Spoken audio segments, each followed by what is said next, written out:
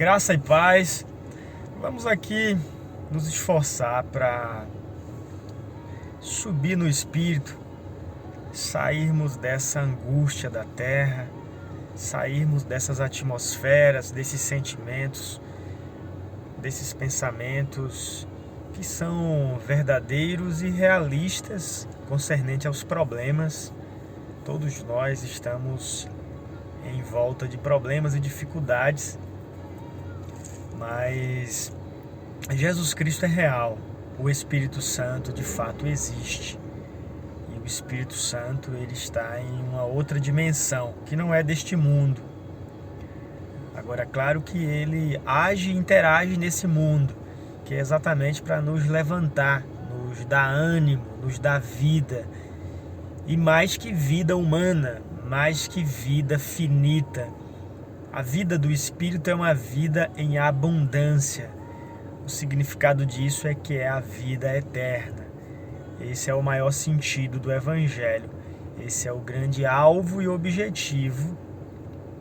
Mas vamos lá, vamos falar aqui sobre Jesus não ser a carne, né? O Cristo não é a carne. O Cristo não é Jesus. Jesus é o Cristo. A tradição religiosa impregnou na cabeça das pessoas que o Cristo é Jesus. Então eles criam o ícone, criam um Jesus que está limitado a uma aparição visível. Eles usam as escrituras costurando essa imagem do Jesus que subiu e está lá na glória e vai voltar num dia e hora que ninguém sabe. Nem mesmo o próprio Jesus sabia, mas somente Deus. Isso está escrito. Então, eles usam da escritura para criar as interpretações, as ideias, a construção do que a tradição religiosa ensina. Porém, é necessário termos a ousadia de questionar tudo e todos. A verdadeira fé não tem medo do questionamento. A verdadeira fé não é uma prisão. A verdadeira fé não é uma coisa mecânica, não é uma coisa como um papagaio que fica reproduzindo o que está ouvindo. A verdadeira fé gera o Filho de Deus em nós. A verdadeira fé reproduz a exata imagem de Deus. Há um só Espírito, e é esse mesmo Espírito que nos ensina todas as coisas. O coração de Deus pulsa no meu coração, no seu coração, quando de fato o Espírito Santo está sobre mim, quando de fato o Espírito Santo está vivendo em nós. E essa é a única maneira de entendermos as coisas que é do alto. Só podemos entender o que é de cima se não estivermos com a nossa própria capacidade mental, mas se a sombra do Altíssimo descer sobre nós. Então a mente de Cristo nos envolve e assim podemos entender as coisas de Deus. Então veja, a compreensão de que Jesus voltará, de que há um Jesus lá em cima, à direita de Deus, essa compreensão é uma compreensão estendida a praticamente o público inteiro chamado cristão. Mas se você observar, essa compreensão nada mais é do que a fé de Tomé. A necessidade de ver Jesus visível, descendo nas nuvens, conforme ele prometeu em Atos capítulo 1. Descerá daquela mesma forma. Então essa mentalidade está impregnada, porque está na Bíblia. Agora, o que eu vou dizer daqui para frente, você precisa primeiramente entender que também está na Bíblia. O problema é que está sendo falado por um insignificante como eu. Eu não tenho nome, eu não tenho o crédito humano. Agora, quem estiver no Espírito entenderá a minha linguagem.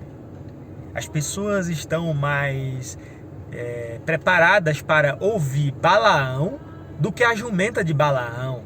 Entenda você que a jumenta estava certa. O profeta, ou seja, os sábios deste mundo, aqueles que têm a chave da ciência, aqueles que já têm toda a base teológica, todas as credenciais religiosas, é necessário ouvi-los com calma. O mesmo Jesus disse para analisar as Escrituras. É necessário analisar as Escrituras. Então Jesus não disse para analisar o sacerdote. É necessário compreender a Escritura. Jesus veio trazer Deus para morar em você. Jesus mesmo vem fazer morada. Ele não terceiriza a coisa. Quando o Pai depositou tudo no Filho, isso significa que o mesmo Pai estava morando no Filho. E o propósito disso era vir morar no homem. Deus não podia diretamente vir morar nos homens antes de fazer a limpeza, antes de pagar o preço, limpar o pecado, criar um novo homem, gerado dele, não gerado da carne. O homem gerado da carne não habita bem algum. O homem gerado da carne habita e opera toda a lei do pecado e da morte. Nós, quando nos relacionamos intimamente, não geramos vida, geramos falsas vidas. São vidas carnais, vidas humanas, vidas mortais, manchadas com o pecado, sendo já, por natureza, pecado, porque é carne. Não somos filhos de Deus através da nossa carne. Se fôssemos filhos de Deus através da nossa carne, o Verbo não teria a necessidade de se fazer carne. O grande segredo do Verbo ter se feito carne foi exatamente nos gerar diretamente de Deus. E uma vez que somos de Deus gerado, Ele em nós habita. Mas vamos avançar para essa compreensão de que não é a fé de Tomé, de que não é ver Jesus humanamente falando. Vamos avançar para a compreensão paulina.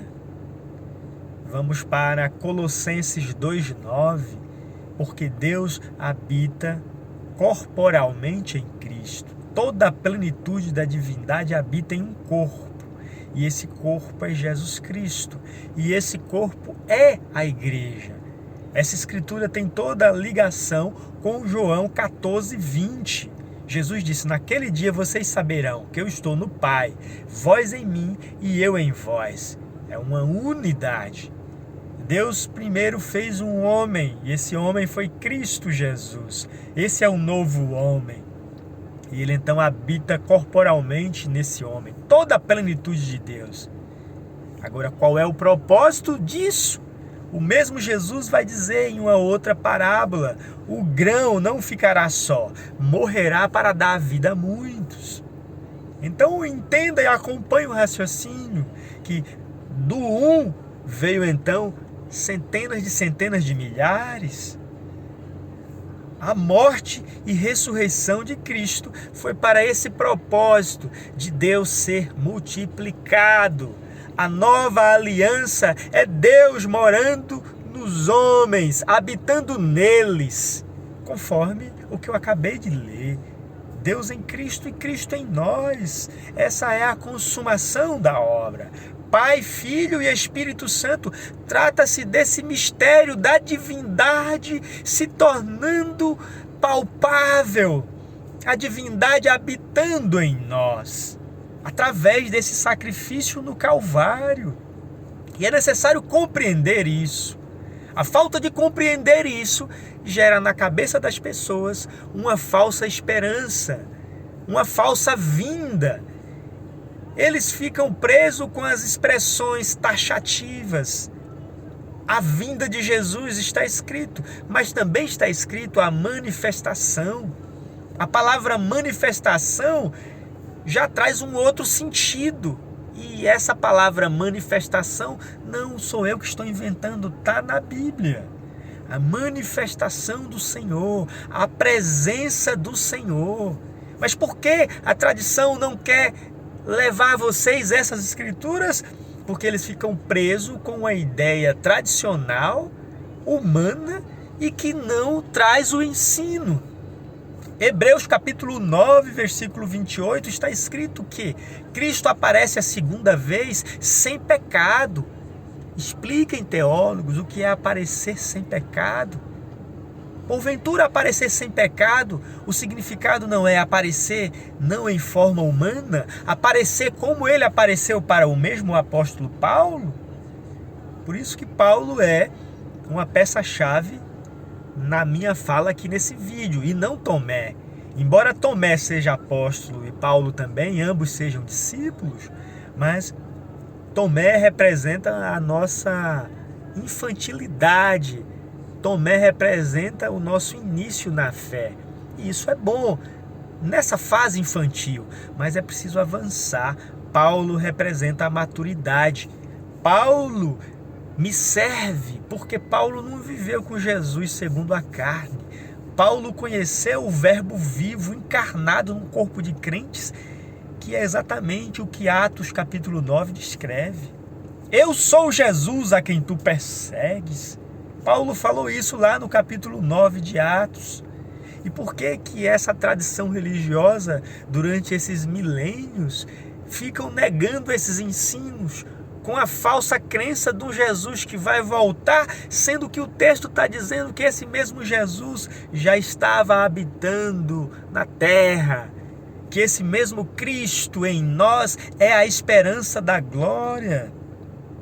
Conforme Hebreus 9, ele vem a segunda vez, é sem pecado, e ele não vem para o mundo, porque o mundo jaz no maligno. O mundo que ele volta é o mundo que ele criou, esse novo mundo, essas novas criaturas. Efésios 2, esses que foram vivificados e assentados em lugares celestiais. A volta dele é para pegar você e arrebatar para o reino do Filho do seu amor. É para fazer essa nova criação nele mesmo. É para a morada de Deus em espírito. Uma vez que o sangue foi aspergido, o pecado desaparece e o novo homem surge para que Deus habite. É um erro acreditar que esse tabernáculo terreno é templo do Espírito Santo. Isso não é templo do Espírito Santo, isso é templo do pecado. Isso é uma criação caída, adâmica. O verdadeiro templo onde habita Deus é um só, é Cristo. Aquela nova cidade não havia templos, porque o Senhor mesmo é a sua lâmpada. O Senhor mesmo é o templo. É Cristo. E Cristo não é um homem somente. Ele é o tudo em todos. Inicialmente ele foi o primogênito, o unigênito do Pai. Do unigênito ele passa a ser o primogênito, que representa a multiplicação, conforme ele mesmo disse. O grão iria ser reproduzido na espiga. Isso se cumpriu em Pentecostes. A promessa do Pai é o Espírito, e o Espírito é para manifestar os muitos filhos à glória. Vamos avançar para essa compreensão de João 14, a volta dele para fazer morada. Vencermos essa ideia da tradição religiosa que dá certo para o filme e para o mundo. Uma falsa esperança para um Jesus retornar fisicamente, ressuscitar mortos, arrebatar a igreja. Isso é coisa de filme. Está escrito? Tá, mas isso é letra. A compreensão é esse mesmo Jesus que eles aguardam voltar. Capítulo 9 de Atos declara que ele já estava na terra. O mesmo Jesus, em Mateus capítulo 28, prometeu estar conosco todos os dias até terminar os séculos. Hebreus capítulo 1 também mostra a mesma coisa. O Filho de Deus é o único que não passa, porque ele não é homem, ele não é carne. Ele se fez carne, mas ele não é carne. Entenda de uma vez por todas isso.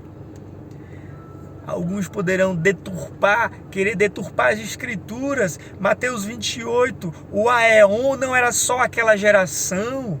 Jesus não estaria ali só por aquele espaço de 30 anos. É uma mente ainda humana achar que Jesus é a carne. Ele não é a carne. Ele é o Cristo, Ele é o Verbo, Ele é Deus. Essa é a revelação do Evangelho. Jesus é o Verbo, Jesus é Deus. Ele é a divindade que não passa, muda sua forma. Ele não prometeu estar somente ali com os judeus. Ele disse no discurso com Pilatos: aquele que é da verdade ouvirá a minha voz. Porque ele sabia que a morte não venceria, mas ele venceria a morte. E ele então estaria sendo o ministro desta hora. A nova aliança não tem mais sacerdote, nem profetas e nem anjos, porque todos esses anjos, profetas e sacerdotes se curvam para o Cordeiro que venceu. É Deus mesmo que é o ministro. O Espírito Santo é a promessa do Pai. E o que nós temos, o que eu estou fazendo aqui para vocês, eu estou sendo somente um instrumento, um alto-falante. Mas as palavras de vida eterna é o Espírito saltando da minha boca. Não tem nada a ver com a minha vida eclesiástica, com a minha vida humana. Eu poderia muito bem ser a jumenta de Balaão.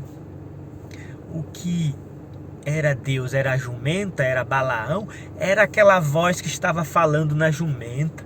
Há pouco tempo antes estava falando na boca de Balaão, o qual declarou uma das profecias mais lindas, que a estrela seria o guia de Israel, a estrela de Jacó. Balaão trouxe essa profecia. Perceba, era o espírito na boca de Balaão, um falso profeta. As pessoas se embaraçam com os homens. Então fiquemos com o espírito da palavra, com o espírito da verdade. Um outro grande falso sacerdote foi o próprio Anás, que saiu da boca dele as palavras do Espírito. O Espírito entrou nele e fez ele profetizar. Lembra você? Isso está no Evangelho de João, provavelmente lá no capítulo 20, 21. Ele era o sumo sacerdote, por ser o sumo sacerdote, Deus quis e fez uma profecia, dizendo pela boca do sumo sacerdote: convém que um homem só morra em favor de toda a nação, para que todo Israel seja congregado em um só corpo. Olha só, o grande falso profeta, o grande falso sacerdote ali daqueles dias, Anás, trouxe a profecia. A chuva desce sobre a boa e a má semente. É necessário termos o discernimento do Espírito. Quantos falsos mestres nós temos nos dias de hoje? Não vamos nos embaraçar com ninguém, mas vamos ser levantados a entender que o Cristo não é um ser humano, não está limitado ao tempo.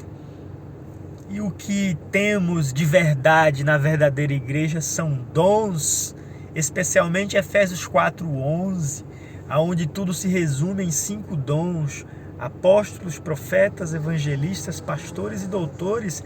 E de modo algum isso deve se tornar cargos. A ideia de se tornar cargo parte quando se institucionaliza a igreja. Uma vez que a igreja passa a ser uma instituição religiosa, então eles humanizam a coisa toda.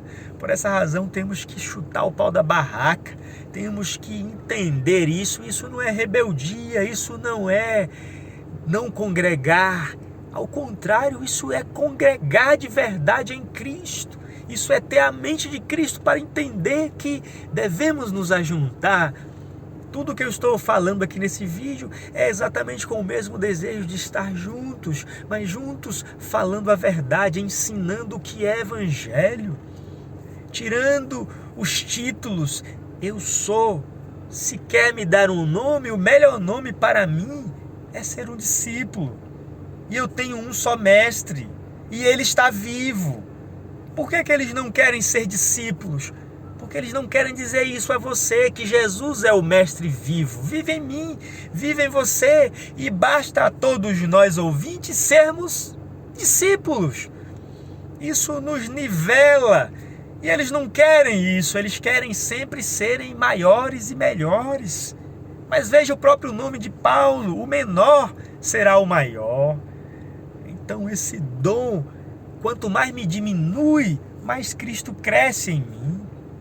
Que Deus te abençoe e que seja pelo Espírito revelado profundamente que Cristo não é Jesus, mas Jesus é o Cristo. Ou seja, tire da mente essa ideia de um Jesus humano, uma imagem visível. Isso é para a pré-infância. Então vamos subindo para o fundamental, nível médio e nível superior, se aprofundando no Espírito, entendendo que Jesus Cristo é o mesmo, ontem, hoje e eternamente. E o que isso quer dizer? Hebreus 13:8 significa que Ele é o Verbo, que Ele é Deus, que Ele não passa, Ele está vivo. E se você entende isso, você está vendo Ele, conversando com Ele, não o humano, mas o Espírito Santo jorrando, o Espírito Santo naquele que fala e o Espírito Santo naquele que ouve. Deus, o tudo em todos.